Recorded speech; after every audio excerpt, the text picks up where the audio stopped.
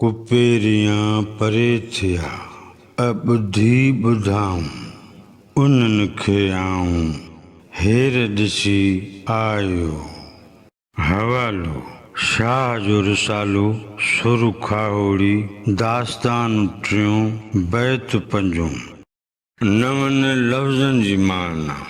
बैत जा उहे लफ़्ज़ जेके माना ऐं मफ़हूम जे लिहाज़ खां नवां हुजनि।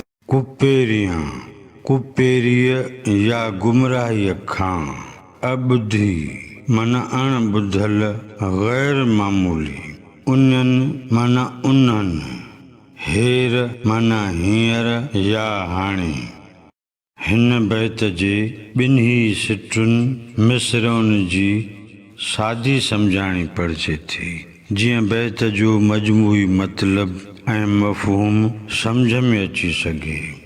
कुपेरियां परे थिया अॿुधी ॿुधाऊं। कुपेरीअ खां परे थिया न ॿुधल ॿुधाऊं, उन्हनि खे आऊं हेर ॾिसी आयो। उन्हनि खे मां हींअर ॾिसियो पियो अचां। हिन बैत जो मजमूई मतिलबु ऐं मफ़हूम हिन तरह बयानु करे सघिबो। कुपेरियां परे थिया अॿुधी ॿुधाऊं, उन्हनि खे आऊं हेर ॾिसी आयो। उहा दुनिया जेका हुननि कॾहिं बि किथे न ॾिठी हुई न ॿुधी हुई, अहिड़नि सालकनि खे मां पाण ॾिसी आयो आहियां जन अणॾिठल दुनिया खे ॾिठो आहे।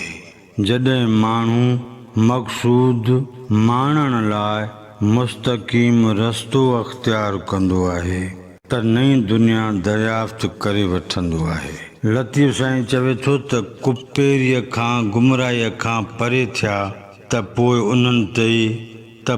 उन्हनि ते नई दुनिया जा दरवाज़ा खुली विया।